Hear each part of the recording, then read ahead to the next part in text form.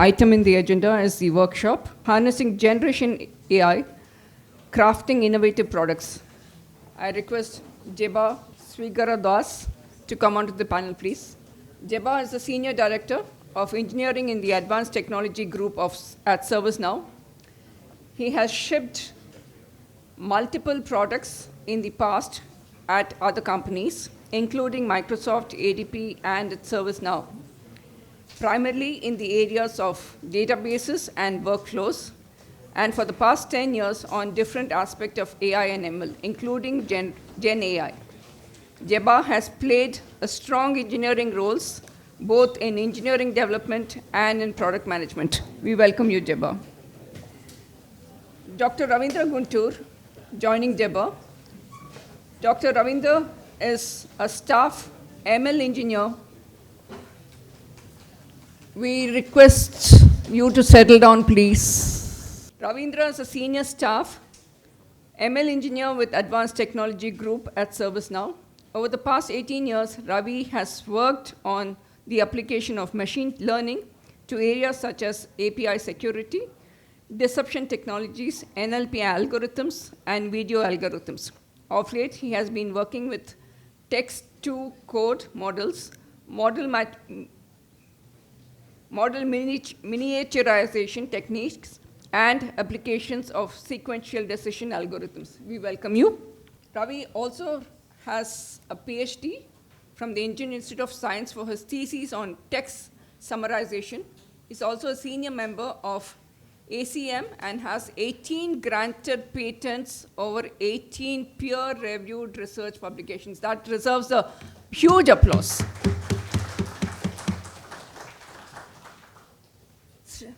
Our next guest is Srikar Gulapalli. Srikar is a software engineer working in Advanced Technology Group at ServiceNow. During his tenure of 3 years, he has been actively involved in developing various software applications and machine learning-based products. Currently, Srikar is focused on code explainability models and researching on various fine-tuning techniques to further improve the performance of these products.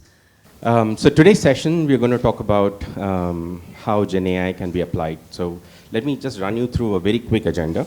And first of all, thank you for the opportunity to be here. It's an honor and a privilege so that I can speak in front of everyone. This is something we've been working on. This is my team. We've been working on Gen AI for quite some time, since the day ChatGPT was launched, in a way. Like November 30th was the day, and then things changed in our company totally. So today, what we would do is it projected? Not yet, right? So anyone building your own LLMs, fine-tuning LLMs? Okay. Huh? Partial? Okay. So anyone building LLMs from scratch? Like building a pre-trained model from scratch? Oh, you are? Okay. Good to know.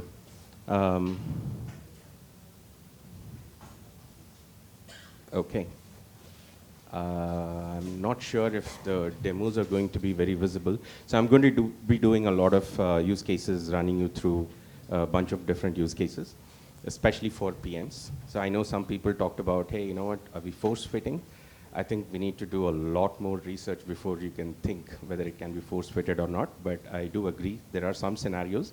People who don't understand enough of Gen AI, they think, oh, Gen AI will solve the problem, but it may not be a Gen AI problem.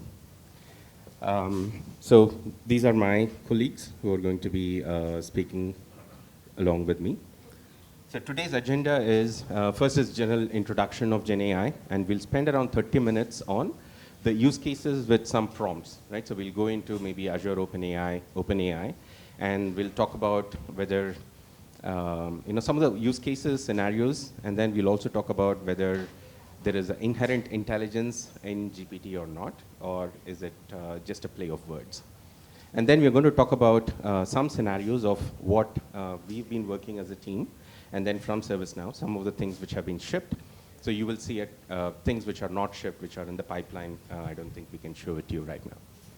The other thing is, how do you think of use cases, right? So for a PM, so we're going to talk about how to think about use cases, and when you think of a use case, when to use a prompt, when to use prompt engineering, and the other part is, how would you fine-tune a model, right? Or anyone in this room can open up your laptop if you connect to your thing. So that's your last part, right? So we're going to show you how to download a model and then how to do it from scratch. It's about 15-minute session, so anyone can do it.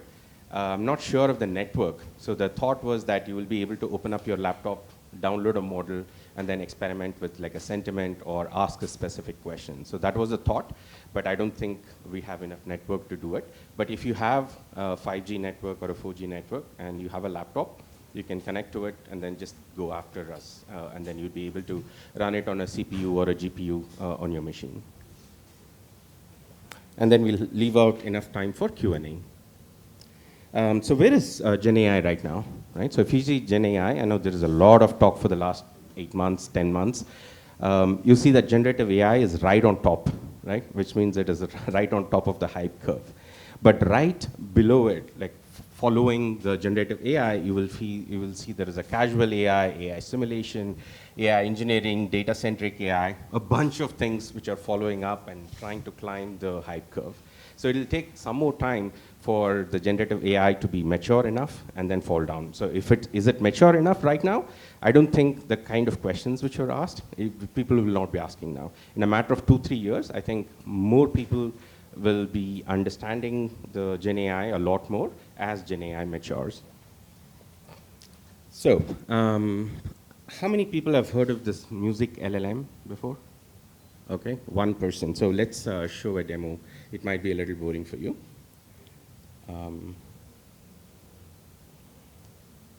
So I'm going to play only one. So this is a generative AI where it can compose music, and I'm going to play only 2 of them.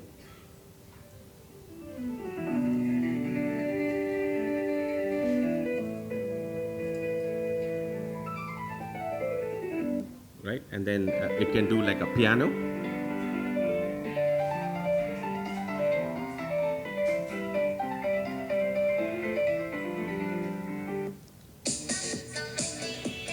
Right? It can do a bunch of these things. So a lot of things it can do. You can go and play around with it once you have access to, maybe the Google LLM. So this is from Google, the music LLM. So you can play around with it. The other one is Google Bard. You must have seen it. So the point to be made is it is not just about text. Gen AI is for the images, the videos. You have speech. So I'll play a few things. So one is about this Adobe Firefly. I don't know if you have seen this particular part, where you can actually give a text, and you would be able to generate different images out of it. So get started. I have to sign in, looks like.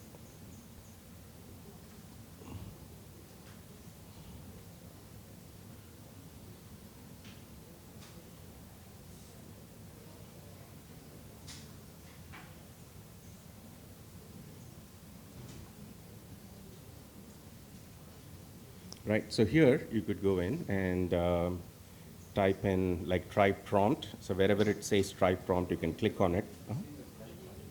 Oh.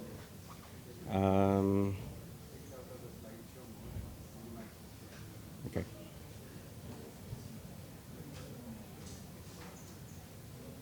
It's out? Okay.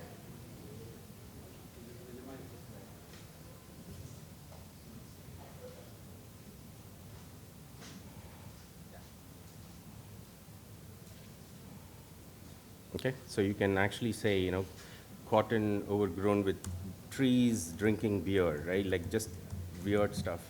And you can adjust some of these portraits, graphic. You can say, some movement, vaporware. And, so I'm just showing you examples of what other companies have done with Gen AI, especially in different modes or models, what you call it. So it's generating, and you will see, right? So you have a froth somewhere, some beer, but you can actually play around with it. It actually creates something really, really cool stuff.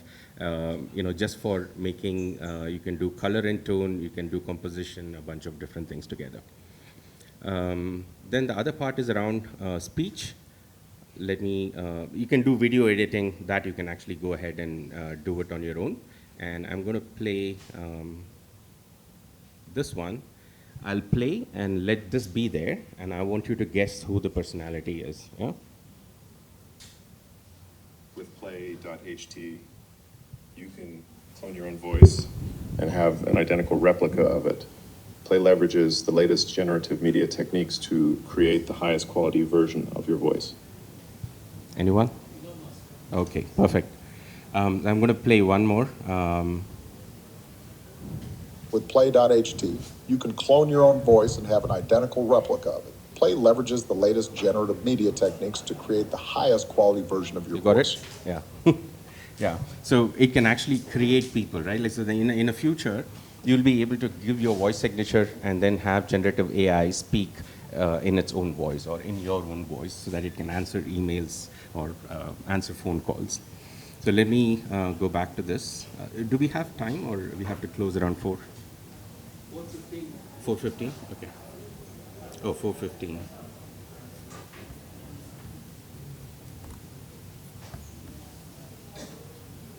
Yeah, there'll be a lot of back and forth, and that's why I was... No, don't worry. So in general, right, LLMs are good at so many different things, right? So if you see, these are all the text-related stuff on the left-hand side, or on the right-hand side are different modalities which it can handle. So it can handle things like summarization. I'm not going to show you anything. It can generate content. I'm not going to show any of that because most of the people know already, and not going to spend time on things you already know. So things like natural language understanding, agent-like conversation, translation, right? I might show a little bit of translation, but with a little bit of a twist in it. It can do a bunch of other stuff. I don't want to read through it, but the most interesting ones are the ones which you saw on the right-hand side, right? The video, the speech, and images. Let me see. Okay. So how many people have actually played around with the generative AI, the ChatGPT? Most of you, right? Most of you? Okay. So you know how it works. I'm just going to give you a very quick introduction and then tell you what are the places where it doesn't work and then how to go fix it, and that's what our friend Ravindra will cover. Before I get into the thing, just because I don't want to change screens. So if you look at use the word Barack, don't press enter and you ask it to generate, it's going to generate something like this, right? Ravindra, please add anything. So it actually finished that word called Bharat and then it assumed Barakat, right? Because in its own thing, it has got a token called Bharat and then it's something with the at. So that's what it assumed it to be, which is the most frequently occurring word. Now the next one, you use the word Bharat and press enter this time and then ask it to generate text. It generates an entirely different one, right? So the only difference was in the previous one, you did not press enter, right? No space. But then here there was a /n and then the entire meaning changed. Because there it was trying to complete. It found the first token Bharat and then it added a 80, right? So here it just started generating with the /n and it knows that Bharat is a full word. And same thing with the uppercase B. Entire meaning changes and then it starts producing something entirely different. And here, so there is a hyphen and then it changed the entire meaning of it. So if you see, just with little bit of a change of what you could do with lowercase, just with a /n, without a /n, what it produces changes entirely, right? And just because of the understanding of the tokens it has. Now we're going to go through and then see some of these things as to how it works, just to give you an intuitive feel for how it is picking up and how can you produce multiple scenarios after it has completed the sentence. We'll show a demo of it. I'm going to keep it here.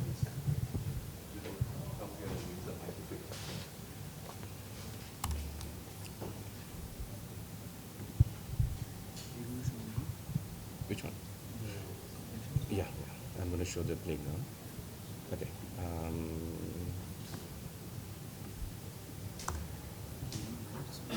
Yeah, it changed the entire. That's fine. And now I'll speak from here. Am I audible? This one is audible, right? Okay, perfect. So what happens here is I'm going to change something called a full spectrum, and let's try something called product leadership forum, yeah? And then I press enter. So if you see, it says the leadership forum is the leading forum, right? And it gave you some color coding. So the reason for this color coding is that if you click on this, it's actually picked up the highly probable ones. So after the leadership, right, if you look at the probability distribution of the next word, it was forum, product, etc., right? But then it picked up the 99.56%, which is the highest, and therefore you get a red and green in color.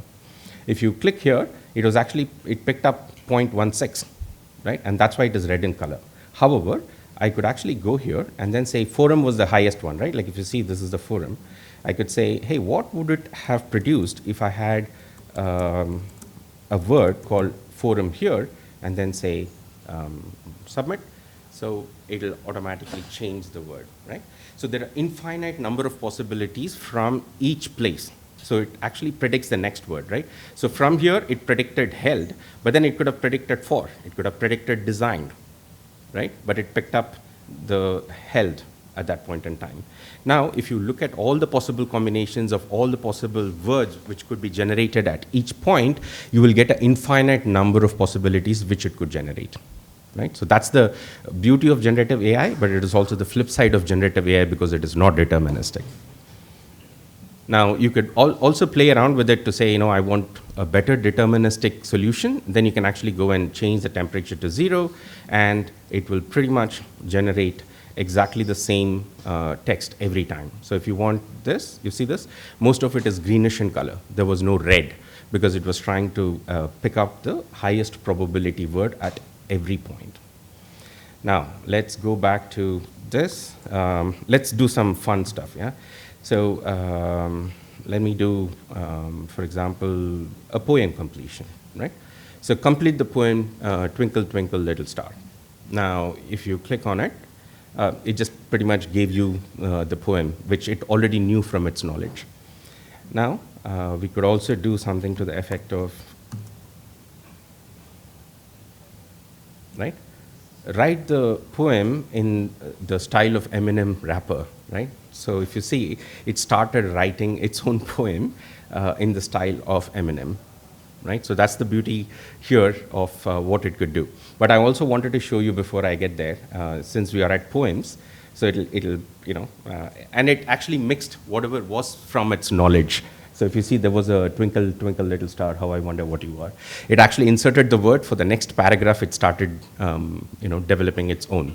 And that hallucination is a boon as well as a curse, because you would see that it is useful in certain places where you can generate content, you can be more, creative about this thing, but it is also not a good thing in certain places. Because I've given the maximum length, it is actually going on. Let me reduce the length to something else. Now, increase this to this. But before here, I wanted to show you something else before I jump in. So I said, hey, you are a songwriter in Telugu. That's the persona I'm giving. And then you can write songs given on a topic given by a user. And I said, can you write a song about Telangana and its food? So it wrote something here. But in between, it understood from its language that it has to write chorus and a verse. So it introduced all that stuff. And then I said, hey, can you translate it into Spanish for me? Okay, so it translated the entire thing into Spanish. And it is a pretty good translation, right? Like if you look at this, it's a pretty good translation word by word. Then in the end, I changed my mind and I said, hey, sorry, I meant English, right? So which means it translated everything in English, right? So you can actually ask for something. So it solves a lot of problem in an enterprise, especially if you're a multi-location enterprise. So you can ask a question in something and it'll answer you in a different language. And I think our friend Shrikar is going to show you a quick demo of that, of what we have done in ServiceNow. Okay, so now we are getting into a new thing here. Okay, I'm going to go from here. So size changed, so I'm not able to see everything on the screen. That's fine. So let me show you. So this is the same Telangana stuff, right? Where this is another time I tried it. Then let me go to completions. So a lot of people asked, right? We're going to talk about a bunch of different things. So it can understand patterns, right? So this is what I want to do. I want to go one step at a time or on what GenAI could do, right? So first we saw completions. It was able to come out with its own content. It can create KV articles, it can create poems, it can create marketing content, etc. You can extrapolate from there. So the next thing I'm going to show you is the pattern recognition, right? So if I say India is New Delhi, and then what is USA? Sometimes it could hallucinate. It gave the right answer, right? So you could actually say, you can do a complex pattern. For example, you could do something like this, right? Where I'm asking a capital and the population and say, for this country, tell me what the answer is. Now it's going to say USA, and it hallucinated, right? So it said it's New York. But if you keep asking, it will sometimes come up with the right answer. So this is the flip side I want to show you, that it is possible that it hallucinates at some point, and you may not know what is the right answer. So if it gives you an answer, it may not always be the right answer. But let's say if I did this and then say something to this effect, okay, again hallucinated. So you can never be sure, even with the temperature, right, that you will get the right answer to that question. Okay, so that is done. Now let's go back to general knowledge. Yeah? So here I said, hey, who was the first Prime Minister of India? And you give it and then says, oh, Jawaharlal Nehru was the first Prime Minister, which is the right answer. Now I can go in and say, who is, what is the capital of Spain, things like this. So you don't know whether it is hallucinating or not, but I'm taking it for face value right now. Now we're going to do something different, which is who was the first Prime Minister in India who was a pilot, an author, a lawyer, and is a living person now, right? So we are trying to inject some things into the prompt itself so that we, disturb its activation layer when the input goes in, and it's going to come back and say the first Prime Minister was Narendra Modi, who was a pilot, who was an author, who was a lawyer, and is a living person. Right? So, so what happens is you've tried injecting certain things in the prompt to make it think in a certain way, right? In fact, the probability starts coming from here, right? It starts building. He can explain it a lot better. The first Prime Minister of India, so your probability distribution starts from there, and then all of a sudden it starts losing the attention for a pilot, the author, a lawyer, etc. So a lot more attention is given to what it saw first. So even in your prompts, if you want to do certain things, make sure that you put some of the strongest words in the front. He will talk about some of those prompt engineering techniques when we get to his session. Then I don't want to do some of these things, summarization. Now, another example of hallucination, right? I'm trying to force fit something, saying, hey, tell me more about Oracle DB by Microsoft. If you don't know the answer, say, I do not know, right? So in this case, it might actually say, I do not know, okay? Because it knows that Oracle DB and the Microsoft, the distributions don't match, and therefore, it has to say, I don't know. Now, let us take this out. What happened? So let us remove this, and we'll force fit it by not giving this, and then say, hey, tell me about Oracle DB by Microsoft, and it will conveniently say Oracle DB is by Microsoft, and it'll start, hallucinating on things. So let's go back to something else. Any interesting ones I have here?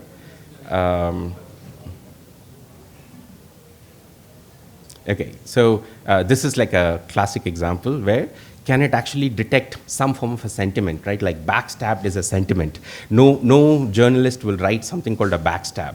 So let's see what this actually does, right? It understands synonyms. So if you see, it will talk about OpenAI, what OpenAI has done to Microsoft, and it has automatically explained a bunch of different things over here. And these are the places where it thinks it could have backstabbed Microsoft. Interesting tool, but you have to play with it with care. I don't want to run through this. Okay, so this is another interesting one which might be useful for a lot of your corporates. So if you want to produce a summary, for example, this is a system message.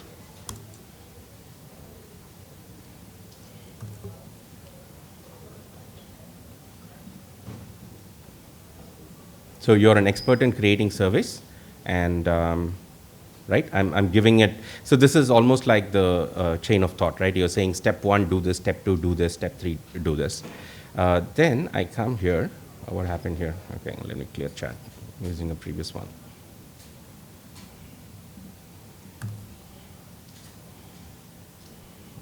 Okay. Now you're saying I'm a customer service agent for exhaust fans, and I need to send out feedback from the customer about the lost call and the service provided. Could you generate a survey for me?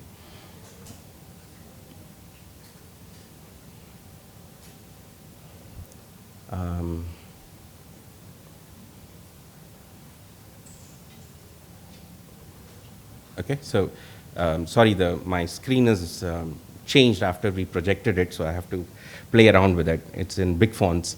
So this is like identify step 1, identify the purpose of the survey, and it has asked survey questions, right? So how would you rate the overall experience?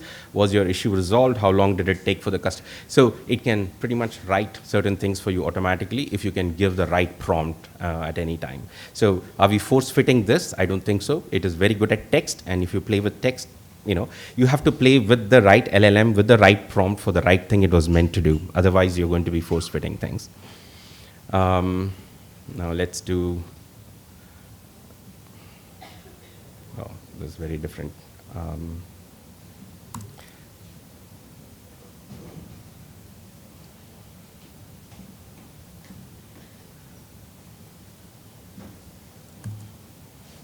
Okay, so should we try and do a long document Q&A?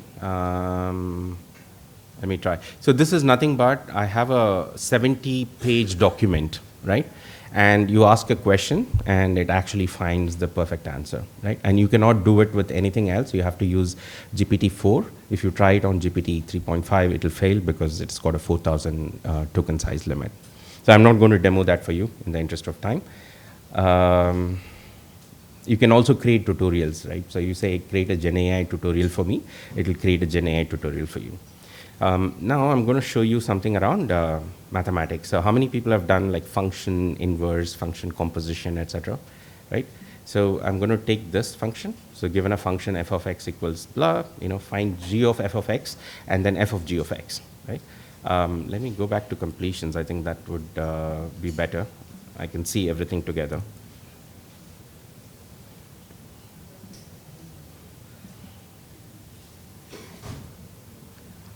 Right? So it gave you the right answer. You can calculate it, it's pretty much right. Yeah? So now you can actually, so people actually say, oh, it is text. GenAI cannot do mathematics. My point is that yes, it can. If it knows, if it has in its knowledge, it can. So even here, it produced the right thing, right? So it's very simple functions, x squared and 1 minus x squared.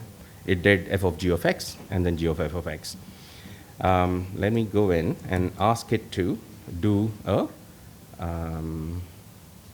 so something which is not Collat's conjecture. So basically in the infinite series of numbers, you take any number, and then if it is even, you divide by 2. If it is odd, you do a 3n plus 1, and at the end of it, it converges to 1, right? But at this point in time, there is no proof which exists for this, but we know that it always converges. People have proved it for n number of numbers, but we don't know the proof for it. So here what we're saying is, hey, prove this Collat's conjecture, right? So we're trying to create new knowledge which doesn't exist, right? So in this case, it will actually fail. It is an unsolved mathematical problem, right? I basically tell you the same thing. Unfortunately, it is impossible to prove, but no one has proved it yet, not even humans. But humans have proved it, and then if it had some knowledge, it can actually do it. But it can write the proof for something which already we know of, right? For example, hey, prove there are an infinite number of primes in the world, and it can automatically calculate because it has it in its knowledge. Then let me show you some things on the songwriter we have seen. Okay, so a lot of people say, oh, it's bad at mathematics. So I'm going to show you some computer science problem. It's a graph problem. You must have heard of the shortest path algorithms, right? So we're going to take a shortest path algorithm, encode it in such a way that the OpenAI understands and gives you the right answer, right? And to make sure that it is not actually saying it from its own knowledge, we're going to twist the facts a little bit. So we're going to go different set of facts. Let me show you here. Sorry, this.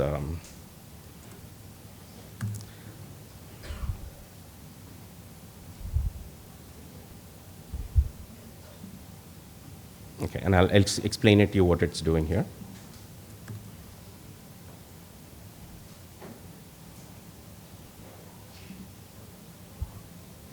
Okay, so here we are saying that, hey, Mumbai to Bangalore, so all these are different nodes, which is Mumbai, Delhi, Kolkata.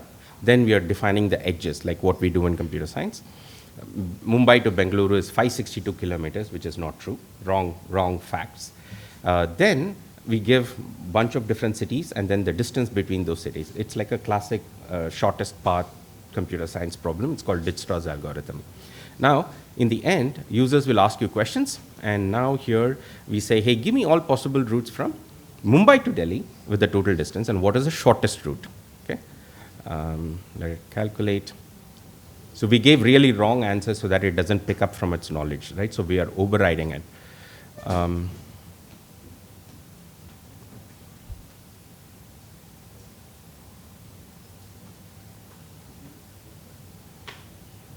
Sorry, I think it understood, it is still doing the survey part, so we haven't saved the changes. So give me a minute, we will redo it.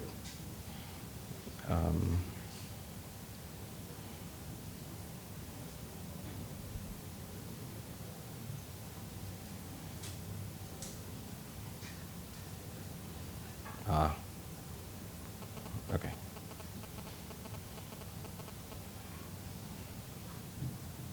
Okay, now we're going to run this. Where is the session?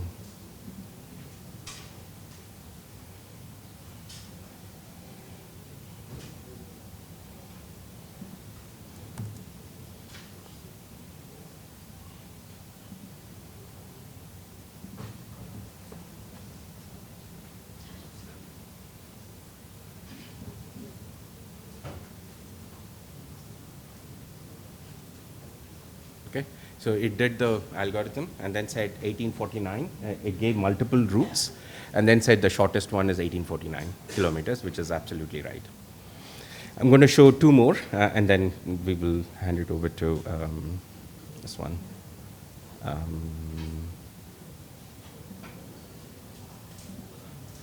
Okay, so we'll go here. Sorry, this is a little painful to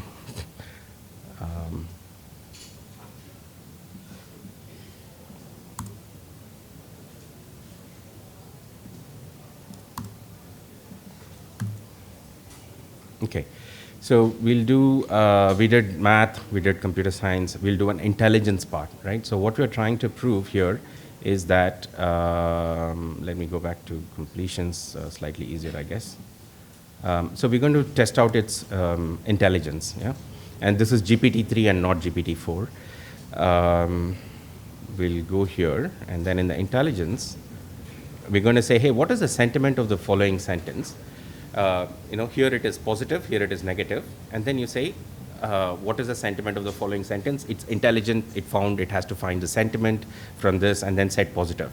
Now, what if we actually reversed it, right? So we gave this as negative and this is positive. What does it do? Right? So if you say generate, it still says positive, right? It didn't make a mistake. Now we're going to do something different. So we're going to call this AAA, right? And then we're going to call this BBB, and then maybe remove these guys. Okay? and then say, hey, give, oh, sorry, I should have removed this. And then say, give me the sentiment. So it still gave positive, okay? Now, what am I going to do? I'm going to say, call this as class, call this as class, and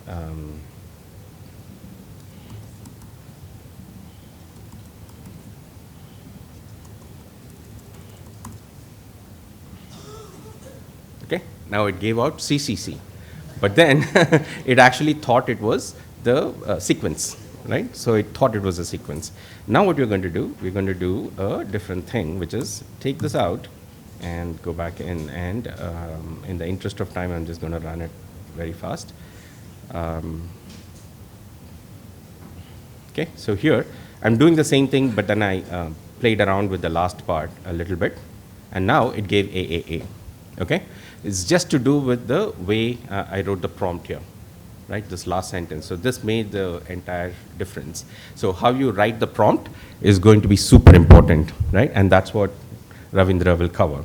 But last one, because you're all product managers, I'm going to do a slightly different one. It might take a little bit time because this has changed the entire resolution of the screen.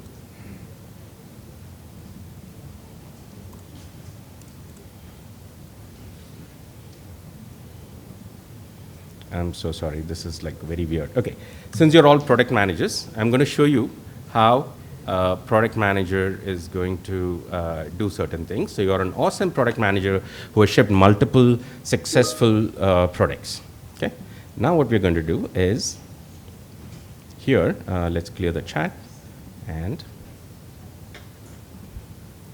this is going to be very useful for you as product managers.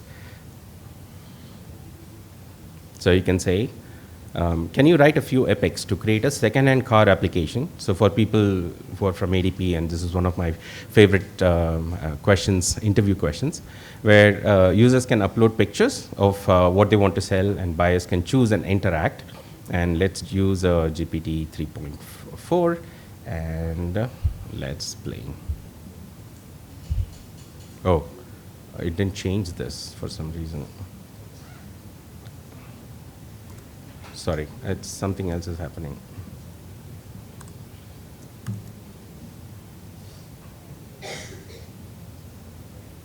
It's not saving it or what? Yeah. I want to show you, you as product managers, how easy is it going to change your job. So let me just say, it is still doing that. Let it complete, and then I'll show you.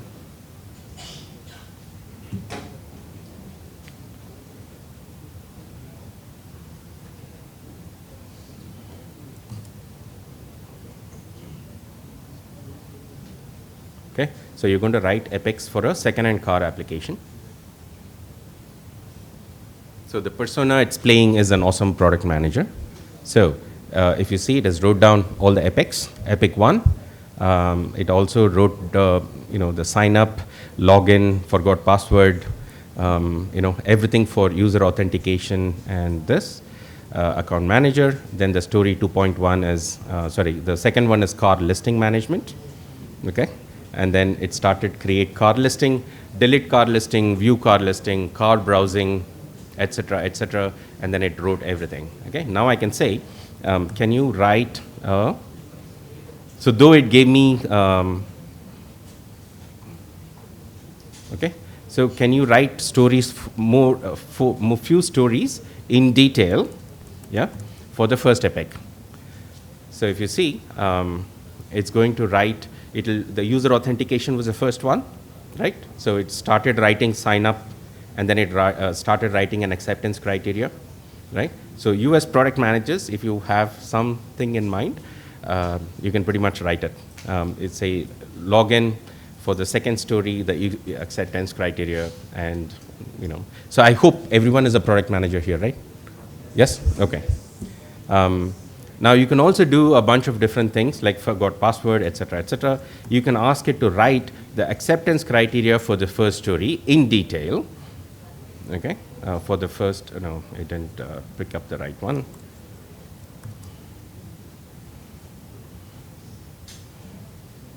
Okay.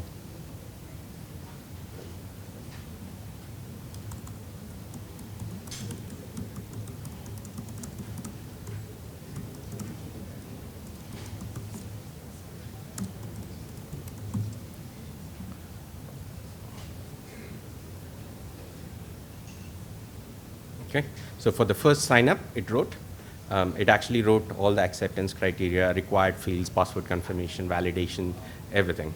Okay. Now, in the next one, I don't want to show you, but I can actually show you prompts for architects, QE, dev, everything. So he will show you for a dev at some point, and then walk you through some of the things we have done. So what I'm going to do is now hand over to so you saw some of the use cases with prompt. We also saw, was it intelligent? I will leave it to you to figure it out, because I showed you where it went wrong and then where it was super intelligent. It all was depending on the prompt. It is totally up to you to decide. So at ServiceNow, we have done certain things, build our own LLM. Sometimes we use OpenAI, but mostly we're trying to build our own LLMs. And our thing is slightly different, right? It's basically for a workflow. It's a service management company. We handle service management for IT, HR, CSM, etc. So we handle how LLMs can increase the productivity of an end user, increase the productivity of an agent or a worker, and for the BU developers, right? So that's what we're going to do. And I'm going to invite Shrikar to actually give you a very quick demo of what ServiceNow has shipped so far in these areas, right? How do you increase productivity of people? You are working as product managers for enterprise software companies.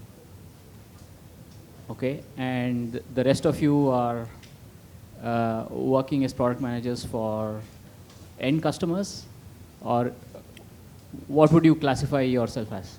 I want to get back to what Jeba showed at the beginning, right? So he showed the word Barak and how it completed.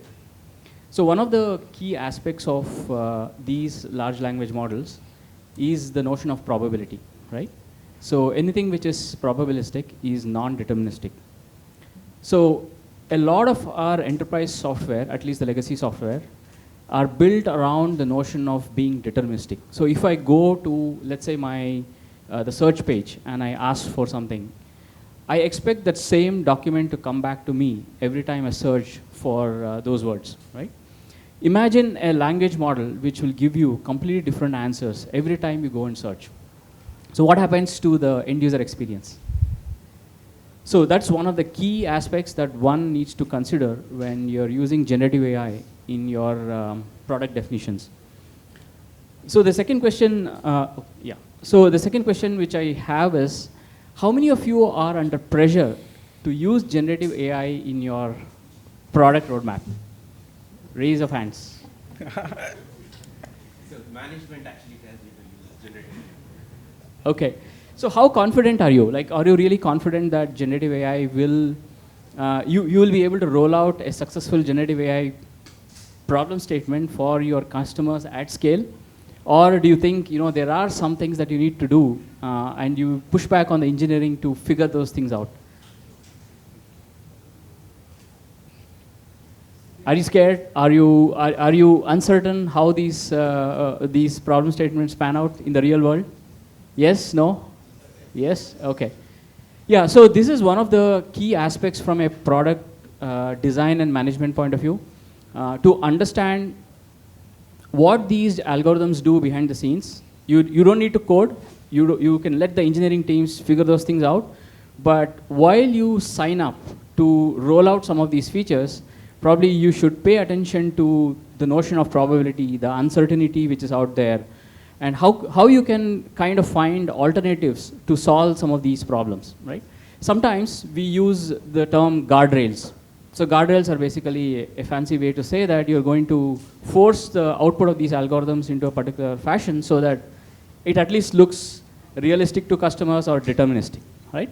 So Shrikar is going to show you a couple of use cases that we will be rolling out to customers in a big way. So they're already control go-to-market use cases. There's a lot of engineering which has gone behind the scenes in order to make these happen. And once he's done, I'll go into a little bit of theoretical aspects around prompts and maybe show you a very simple Python notebook to introduce you to what the developers feel or what the developers do when you ask them to solve some of these generative AI problems. Okay, Shrikar. Yeah, thanks, Ravindra. So, yeah, we'll take a look at how ServiceNow has approached and the kind of problems ServiceNow has solved. So the area we will focus on today is incident management. So let's say Alex is an IT agent.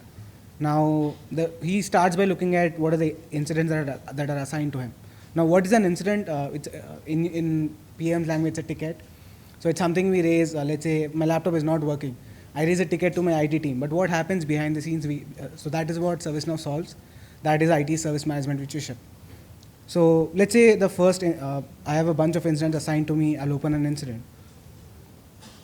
Now, so this incident was, somebody else was working on this. Alan was working on this. It was assigned to me right now, to Alex Ray. And I have no details about what happened on this incident. Ideally, the flow is I'll have to go through pages and pages of the activity that happened on the incident. But is it more productive? No. That's where ServiceNow shipped a summarize capability, which is totally powered by GenAI. So Alex can click on summarize to get a holistic view of what happened on this incident. So this incident, I'll just read it out. So it's an issue with MacBook. It's frozen. Cursor doesn't move. And Alan has suggested something, and now Alex wants to know what happened with this. So let's look at the summary. The summary is the user reported that their MacBook is frozen, accurate. And the actions taken were, we asked the customer to force quit all the applications and ask the customer to restart their Mac. And the incident is still open, which means both of these steps didn't solve the incident yet. Now what can Alex do now? He can take a look at some of the resolved incidents that were very similar to this particular incident. So let's look at one of them. Even these are recommendations which are powered by, again, not powered by GenAI, but something out of the box shipped by ServiceNow. So let's take a look at a resolved incident that is already, so somebody else has worked on it, very similar. MacBook is frozen, cursor moves, but the applications don't respond. Now again, I want to look at what happened in this incident and how did they resolve. So I can again click on summarize. So now we see that again, it's MacBook is frozen, but the actions taken were the PRAM has been reset.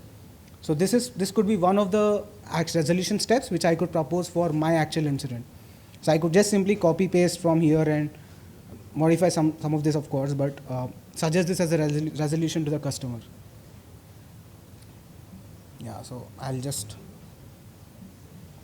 perform a PRAM, post comments, and hopefully this will help the customer with their issue. Now, Alex, so this is one part where we have shipped a generative AI solution, and it's all the LLM which we're using behind the scenes is a Now LLM, which is powered by Now Assist. Everything created in-house by ServiceNow. So it's not an external Azure OpenAI or OpenAI. It's a LLM built by ServiceNow for summarization. Now, Alex looks at the different incidents that are assigned to him today, and he realizes that there are a lot of issues that are related to Mac frozen. And he finds it fit to create a knowledge article so that it helps other agents to figure out how to solve this particular issue. So what can Alex do now? He can simply open knowledge articles and just add we have a option to generate a KB article. So I'll just, let's say, steps to resolve Mac freezing issue. And headings are, so the headings will be the subheadings which you'll see. So I want to suggest force quitting the applications and PRAM reset, and let's say disk utility to check if there's any hardware issues. And let's generate the KB. Now what is happening behind the scenes now is we are invoking Azure OpenAI, the completions API, to generate a KB article for us from its knowledge to on the topic, how do I resolve Mac freezing issue with these headings.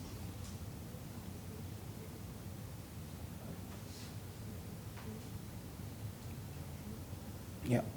So if you look at the content, we have steps to resolve Mac freezing issue, steps to how do I force quit applications, how do I PRAM reset, and how do we ensure there's no issue in the hard disk, which is by launching disk utility. So I'm good with this KB article. I can just click on save, and that is done. So with a click of button, we were able to generate content, and this will help agents improve productivity because now there's a knowledge base. People can go and look at how do I resolve an incident.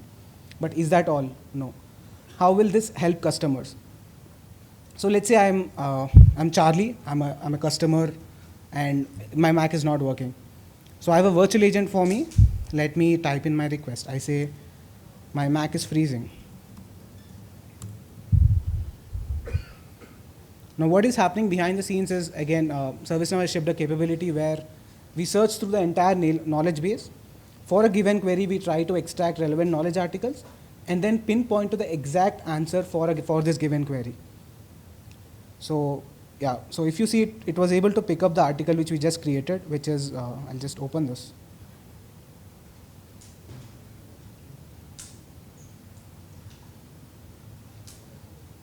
So you have to force quit, you have to PRAM reset, and you have a disk utility, and all of this, we have steps for all of this. Now, user can try some of this, and this will help us deflect incidents. Maybe this will just help the customer, and there are no more incidents. So incident deflection happens here. Now, is this just for incidents? No. So customers could also search for policies.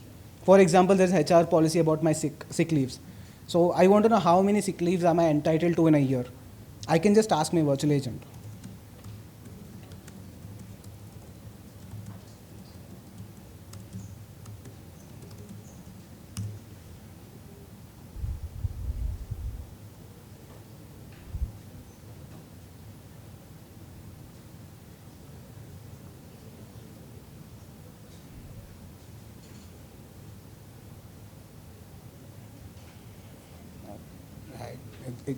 It takes time.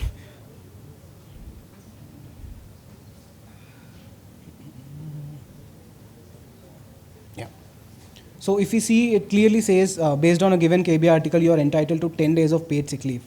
But if you look at the actual KB article, it's actually a leave policy for the company containing sick leaves, paternal leaves, and all of them. But it was able to pinpoint and extract just the information about sick leave. So this is the article it extracted from. It has even the process of how do I request for leave, but it was able to extract the information I want and show it, display it to the customer. So again, this is another way where we could deflect tickets. We don't even need tickets anymore. If we have our knowledge base sorted, customers will get answers via VA. Yeah, and this is the reason why I did not show the 70-page document and then extracting answers from it, because it was the same scenario. Now this will also help agents. So let's say an agent doesn't know how to reset PRAM. So the search experience is present across. So he could just search for PRAM reset, and the same experience, it will just go to find a relevant KB article, fetch relevant answers, and surface it to the user.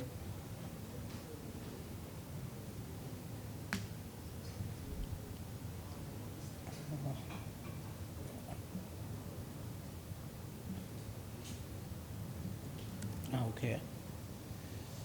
Yeah, it was able to pick the article, but it got it wrong. That's fine. But yeah, this is one of the experience we shipped, and this will also help agents to extract pinpointed answers. Now, so these are the 3 experiences. Moving on to the last experience for the developer. So let's say there is Fanny. Fanny is a French agent, and she has a bunch of incidents open. She opens one of the incident and tries to look at the details. Now, they're all in English, and she doesn't understand English.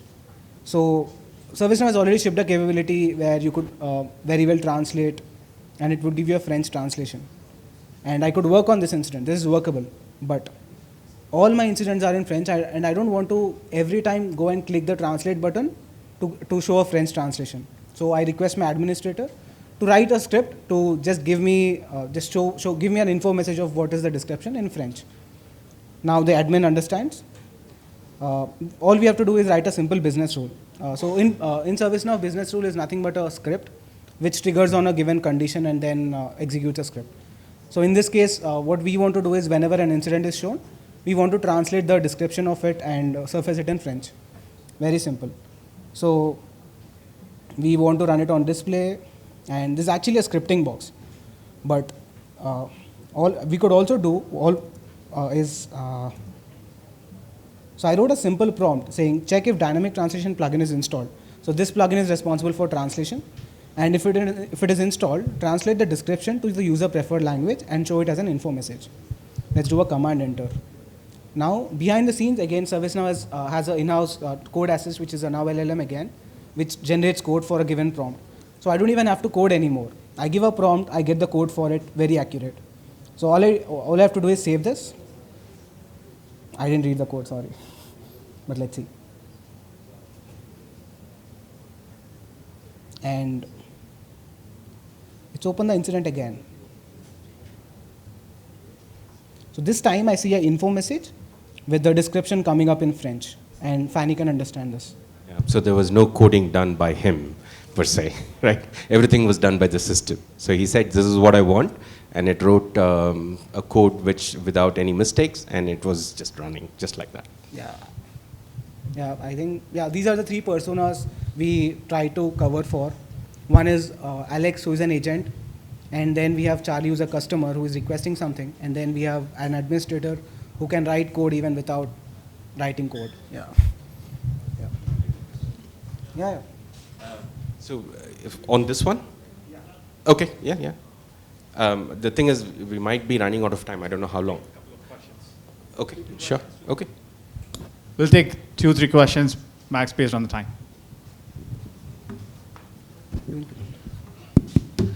So firstly, thank you for the demo. Excellent presentation. Thank you so much. Many congratulations on that. My question is, you showed that you're able to generate a dynamic article from a chat interaction. My question to you is, would it be possible for you to use that for training of the LLM and be able to answer in details from that knowledge article as well? So dynamic training of your model from the data generated by your customer. So right now, it's not with training, right? So the way it works in ServiceNow is you have a lot of documents, right. And then I think you're asking a slightly deeper question, so I'm going to give you a deeper answer. So we didn't train that, right? Like you can have as many documents as you want, and then we have a background process which reads these documents and creates an inverted index. So and when something the like VA comes in, okay. So when the virtual agent comes in, you give the word, and sometimes it uses NLU to actually go fetch the right KB article, and then says that that's the right KB article to be answered from. Then from that KB article, for that query, it goes and finds out the right answer. Okay, so you do a TF-IDF match and then do? Not TF-IDF, it's slightly different, right. but yeah. Thank you. We'll take the remaining questions after that. So should I go back to this one? 2 minutes and then I'll be done. Okay, so all of you are PMs, and I know this came up when people were discussing how do I think about Gen AI use cases. A lot of things to be taken into account. The first thing, I'm going to keep it very short so that he has time to present.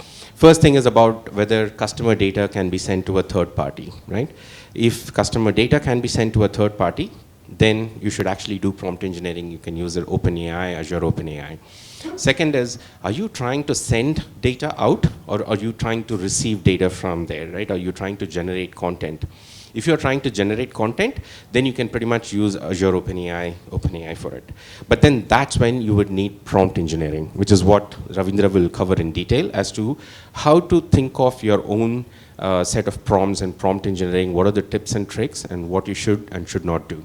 The second part is what we are doing, right? Like fine-tuning our own LLM, building our own LLM, and which is where we think the first question is like what they said, right? The value, right? Which is ROI. If you have ROI, think of, oh, I don't want to send the data out, but then do I have labelers? Can I create my own data? Can it run on CPUs? Do I have enough money to buy GPUs? Because some of these things, you saw how long it took, right? It's not like a 2-second return time. It sometimes takes 30 seconds. Sometimes when it writes code, it keeps thinking of every line of code, right? Like in this case, it just came out very fast because it was all generated and then just threw right on your face.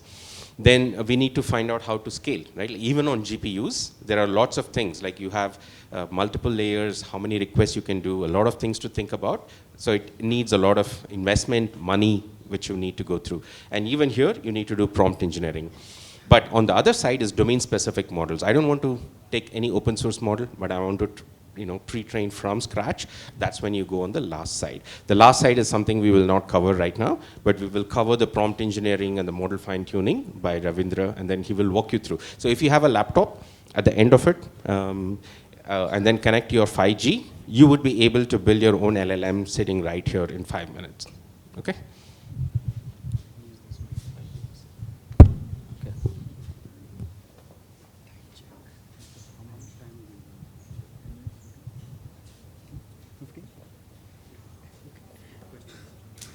No, Okay. Thanks, Deva, and thanks, Shrika, for all the demos. So what I will do in the next 10 minutes, I'm going to squeeze my presentation a little bit for want of time, is I'll talk a little bit about prompting. It's a little bit of theoretical subject. It's actually a very complex subject, but I'll try to keep it at a very high level. And what I would like to do is draw your attention to the influence of how you instruct the language models and the behavior of the language models based on how you instruct them. And that's very important because we saw already that these are stochastic in nature and they're going to produce non-deterministic results. Okay, so those of you who have been working or dealing with machine learning know this, this evolution of machine learning algorithms, right? So initially we had this concept of supervised learning. So we would take data, then there would be labelers who would give you the left-hand side and the right-hand side, and then you would train a machine learning model. Basically, it is more of a fit. Given X and Y, try to find the relationship or equation that matches, which generates Y from X. So then what happened was we started going into something called as masked language models. So the moment we went into masked language models, what we would do is we would kind of mask certain portions of the language. That mask means imagine you drop a particular word or a phrase from a sentence and let the language model figure out what that missing word is. So that is how these language models begin to learn. And then once you do that, you basically teach them language. That's how you teach them language. That's how children learn language. So they will use one word, they will use another word, and they'll try to fill in the middle word based on patterns that they're seeing. So similar ideas were used to create these language models. And then you would have to do supervised training on them. The reason why you had to do supervised training is it learns the language, but it doesn't learn the task. So it's that for the reason of the task, you would want to do supervised learning over it. Then came the final stage, that's the state of the art, that's where we are as of today. It is called as instruction fine-tuning. So you instruct the language model to produce a very specific type of output. So Jeva showed you so many different examples, right? How is it that a single language model is able to produce so many different outputs based on the instruction? So there is a very well-defined way to train these language models based on instructions, and that's called instruction fine-tuning. And then over and above the instruction fine-tuning, you give the instruction, that's what is called as prompting. Now, so I'll skip this, Jeva talked about it. So let's look at the anatomy of a prompt. So I've taken, there are lots of complex prompts. The most complex prompts are called as the chain of thought prompts, where the language model tells you how it is arriving at a particular output. It feels like it's thinking. In reality, it's very dumb. The language models are really dumb. They don't have any intelligence in them. It's just a bunch of matrix multiplications which are taking place, right? But the prompts are playing around with the probability distributions. They're forcing the language model to produce output in a particular way. But in order to do that, you have to follow certain templates. So one of the simplest template is highlighted here. You'll have a role play. For example, it sets the tone of the response. You would have seen examples like, think that you're a 6-year-old and write this article, right? So that is the role play. Then you have an instruction, like where you say, answer this question. So there's an instruction. If you don't give the instruction, then it's going to go all over the place. You saw that with the example of Barack. Simple hyphens, slash ns, it gives different outputs. And then you have something called as a context, where you tell the language model to produce output from a very specific context. So here is one example. Assume you are a Unix terminal with the prompt max 101, and then you have that greater than sign. Summarize the below paragraph and print on terminal. So I have given a paragraph. So this paragraph, which is given here, called as context. What we are telling the language model is, you don't bring things out of your memory. Don't bring things out of what you have learned. Use this very specific paragraph, and based on this paragraph, produce an output. And the way you do that is by giving this instruction at the top. So you have a role play, you have an instruction, and then you end up getting the response. So if you see here, it has actually used this max 101 greater than, like typically the way we find it in our terminals. So it's used that output, and it has gone and generated a summary out of the big block of text which is out here. Now you can extend the prompts. You can give a format specifier. So you can say, hey, you print it in a JSON form. Now these are very important for us because a lot of enterprise data is stored in databases. So we pull data from databases, then we process and then push it back into databases. So we want the inputs to be read in a particular format and the outputs to be generated in a particular format so that we can again write it back into databases. So the format specifier is very useful. Then you have an audience specifier. Usually we don't use this in the enterprise. It's more like it's fun, but it's very difficult to create these audience specifiers. Again, write it for a 6-year-old is like an audience specifier. And then we have scopes. So scope is where we set an expectation of the content or the response. We say that, hey, write a summary in 3 lines. So that is the scope. And sorry, that's the constraint. So where you say that, hey, make it smaller, right? The scope will be like, it should be the main emphasis or on a mandatory configuration steps. Let's say, for example, you have an example like this, right? The main emphasis should be on mandatory configuration steps. So we have, Shrikar showed this demo of summarization, right?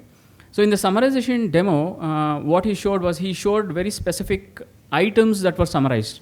So a summary can be like hundreds of lines, but we want very specific pieces to be included in the summary, right? So how do you tell the language model to do that? So that's also a part of the prompt. So here is a slightly extended version of the prompt. Assume you're a Unix terminal with the prompt max 101. Summarize the below paragraph in 10 words. So 10 is the constraint there. And print on terminal as a JSON. So that is the format specifier. So what I will do is I will take a bunch of use cases and I will show you how we can leverage or realize these use cases using prompting. Okay. So here are the use cases. So given an incident from an incident table, extract, that is summarize, the key issues of an incident as a bulleted list. So we want it as a bulleted list. The data is coming from an incidents table, which is like a table in nature. So that's one use case. So how do you make the language model respond to this? So redact sensitive information. It's not a great use case for language models, especially the models which are hosted outside. You don't want to send your sensitive data there and ask the models to redact the sensitive information. But in case you have your own deployments, this could be one of the use cases. So given an incident from incident table, generate an overview as a text paragraph. And then you can summarize an incident with a predetermined list. So let me just walk you through these examples. Okay, so here is the task. Given an incident from the incident table, extract the key issues of an incident as bulleted list. And why do you want to do that? We want to present the key issues for quick eyeballing in the UI. So suppose, imagine you have a UI and there is a small box there and somebody hovers on it. You just want a pop-up there to give a bulleted list of what is important about that incident, right? So that's the use case you want to populate here. So we'll prompt the LLM with this. We can say, summarize the main issues in this paragraph as bulleted list. And then we say paragraph colon and then give the paragraph. So these words, paragraph, bulleted list, these are very key within the language model. If you give those words correctly, that's where your data scientists and prompt engineers will be playing around. If you give the right word, you can elicit the right response from the language model. And on the right-hand side, you see the response, you see the bulleted list out there. Now let's extend this. We want to redact sensitive information. So when you give the bulleted list out there, we don't know who all are viewing it. Maybe there are access controls over it. So you want to redact the sensitive information. So we just extend the prompt. We say, summarize the main issues in this paragraph as bulleted list, redact PII information. Now see what has happened on the right-hand side. So if you see, the mobile number was redacted, but a particular name has been there as is. You can see Jason B there. So the name is still out there. Now how do you counter this, or how do you make your prompt different so that it responds to you? So we'll just extend the prompt.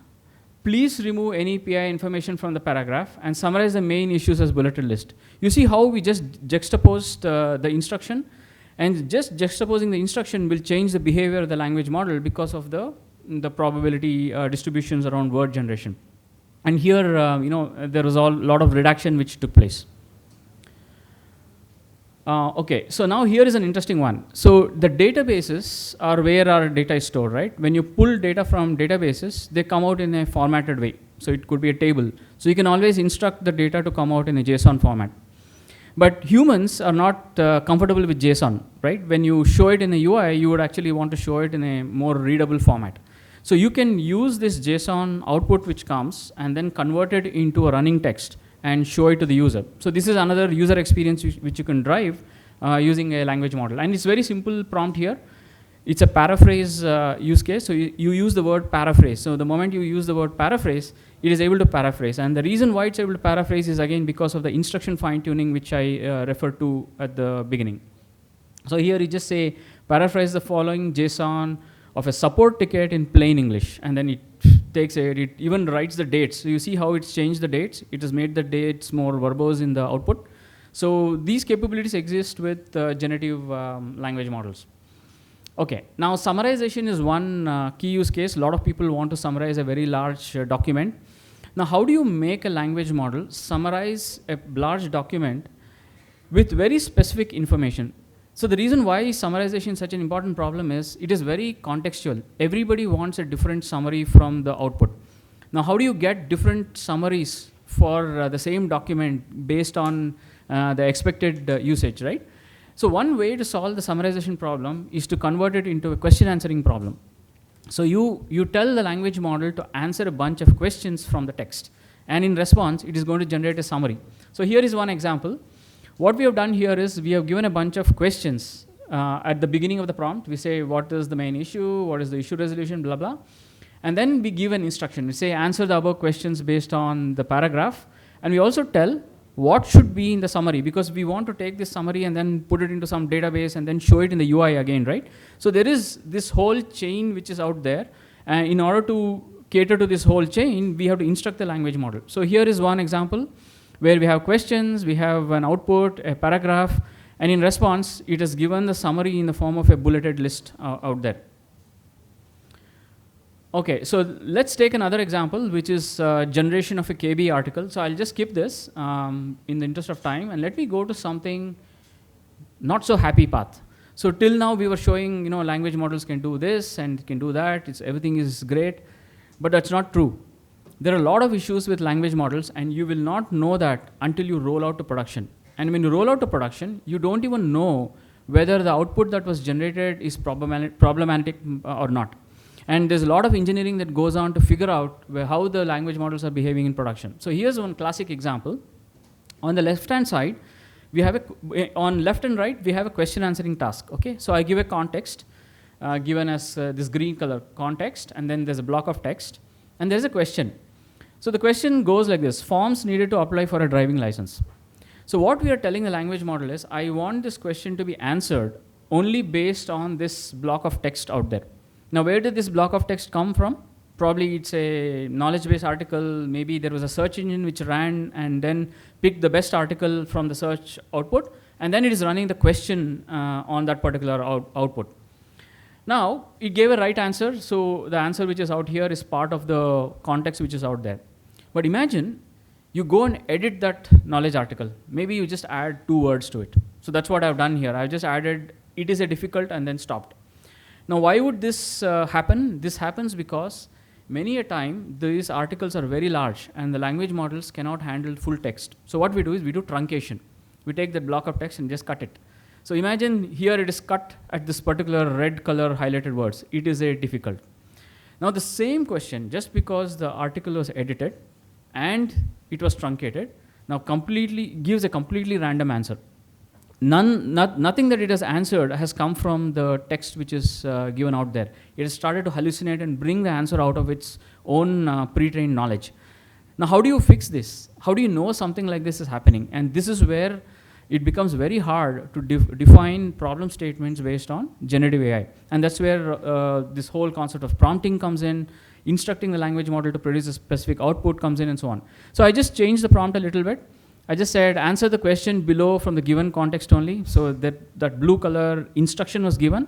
And once that is done, you get a different answer. It actually started to answer from this block of text. So there are numerous situations and examples like this where language models produce completely bizarre output and designs of prompts, and there's a lot of work that needs to be done in order to make them reliable. And that's the reason why I was asking questions about how reliable should your system be and what happens. Are you scared of the output from the language models? Okay. So I will just go through a very quick, where is this? This one? This one, right? Yeah. Okay, so I'll go through a very quick Jupyter notebook. Behind the scenes, what happens? Let's find out if they want to do it on your own. Do you want to open up your laptop and then do it along with us? I don't think they have the, I don't think we have the time. Okay. Yeah, so they didn't bring a laptop. it's fine. That's fine. We can share this notebook. I'm sure your data scientists can give you much better notebooks, but what I want to do here is drive a few points for you to take away, right? I just want you to see what happens behind the scenes. So first thing is, many of these language models run on GPUs. So if you design a product and you say, oh, I'm going to roll this out, and imagine you have a P&L target for you. When you have a P&L target, how do you quantify the success of your product?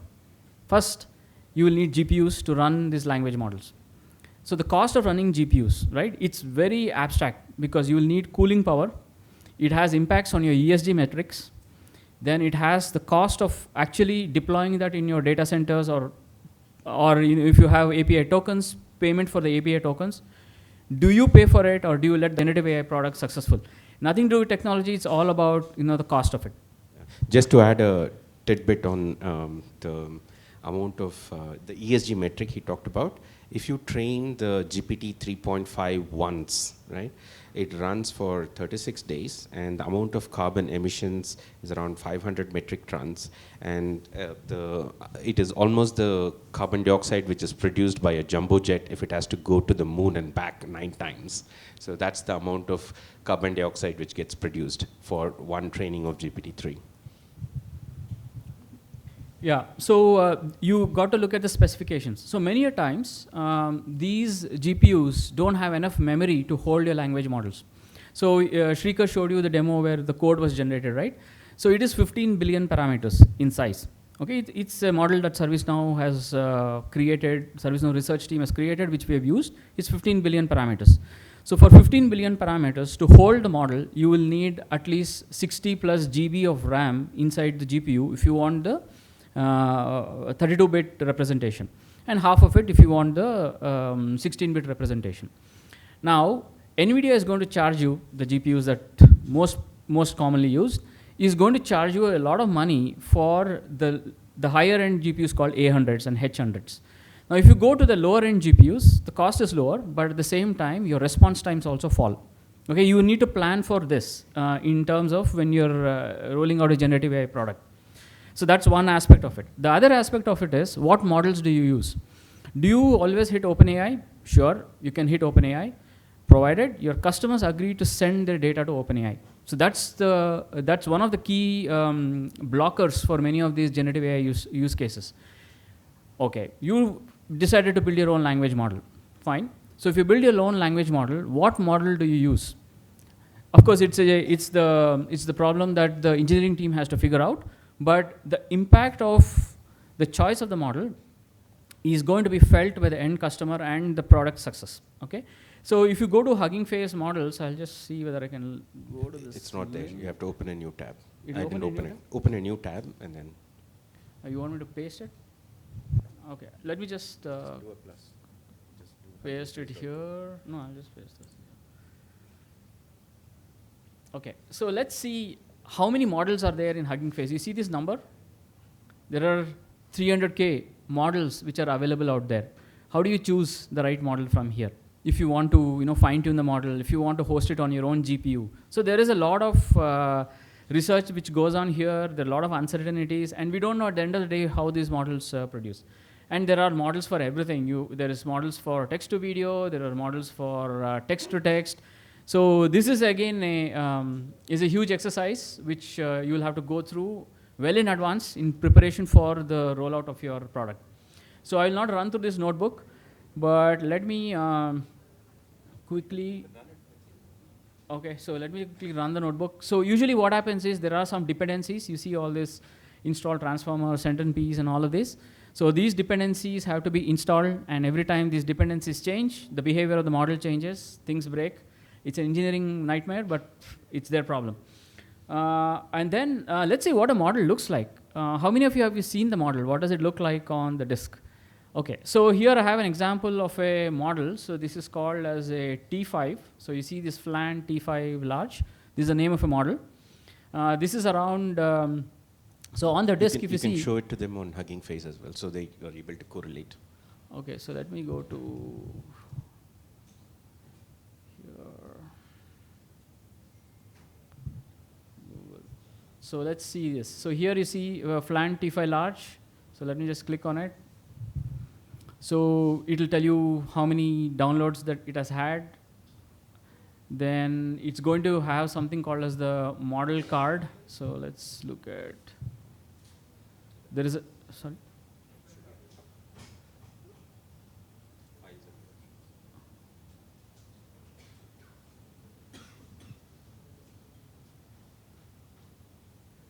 Yeah, so you can see that it's around 3 GB in size. So that's the size of the model. But what does the model look like on the disk? So the model looks like a bunch of files. So here I've taken the smaller version, which is 300 MB in size. So it just looks like a file. So what this also means is once you roll out your product, you can change the behavior of the product by just replacing this file. No more engineering to be done. However, every time you replace the file, your behaviors change. The model starts doing different things. So that's where the determinism is suddenly gone from your system. So you got to watch out for this.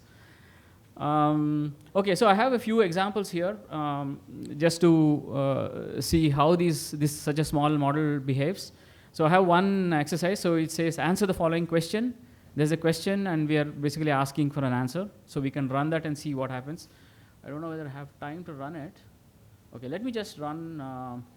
Let me just run some of these. So I'll have to start all the way from the start. So you see here, you see this allocating and connecting. So what is happening here is because I'm running a Colab notebook, it is actually trying to get one GPU for you to run the model. So let's see what's going on here. Yeah, so Google gives one GPU, the T4, for free.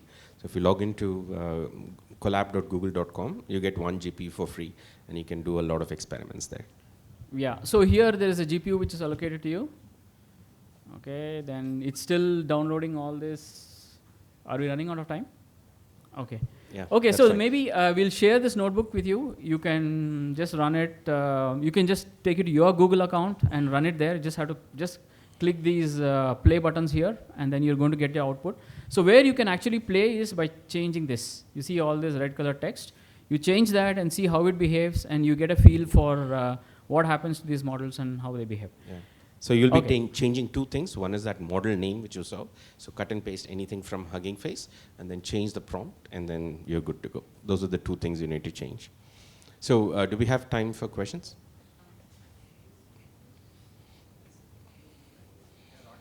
You can use this if you want.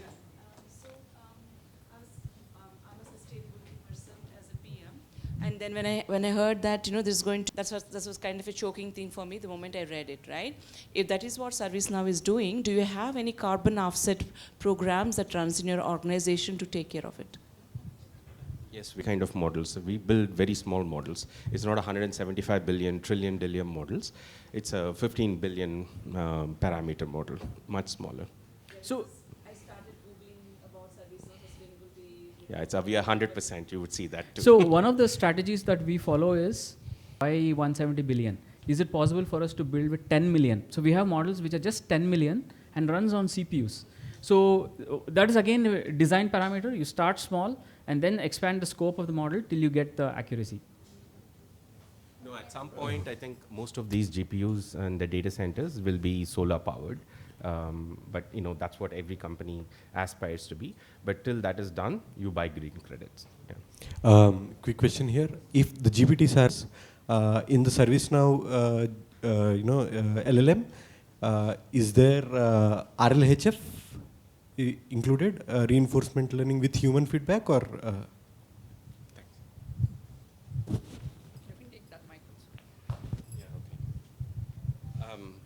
Yeah, so the first question was around grammar, right? So that's what language model is. So he talked about masking and how it learns. And if you can even build your own model, right? So you can go to Hugging Face, download the entire Git, and then you can build your model from scratch. And when you give all the data in, it has taken what Wikipedia, all the news articles, books, everything. So with that, it is able to learn the grammar. Right? So that's how GPT-3 is trained. GPTs are trained. In fact, even our model was trained that way. Right? So once you put that in, and he talked about different mechanisms. So one of them is the masking mechanism. So you mask it, and then it starts learning. And your second question was around RLHF. Yes, we do. So let me add to that. It actually imposes the rule. We don't create random word sequences. We are forced to create word sequences in a very specific fashion, right? It's been done because if you create words in a specific fashion, what you create can be understood by the other person. So actually language is a rule. It's just that it's hard for us to express that rule if you take a board and have to write on it, it's very hard to express. So that's where the language models learn those rules inherently by those training examples that you give. Yeah. So if you look at the way people grammar rules, right? I'm not sure if you have done that. So you write the subject, predicate, whatever. You have to write a series of rules, even for translation, right? So you have to write the rule for English, the rules for French, and then see how the each sentence, grammar in each line of the grammar maps to one. So you need to write a transformation layer. Now, all that work is done by the LLMs. So LLMs, if you give English, French, English, Spanish, French, all different languages, just dump in data, and then it just learns automatically, right? So there is no, grammar to be written. You don't have to scratch heads. You don't have to hire computational linguists for that particular task. So today, computational linguists are needed for defining the data problem, right? Like if you want to fine-tune a model, you need a lot of data, and that's where the linguists and labelers come in.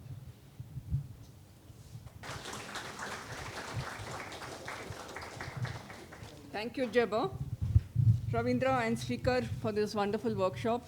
I am not a technology person, but it was interesting for me too, and I'm sure all of you learned a lot from today's session. I request Arun to do the honors.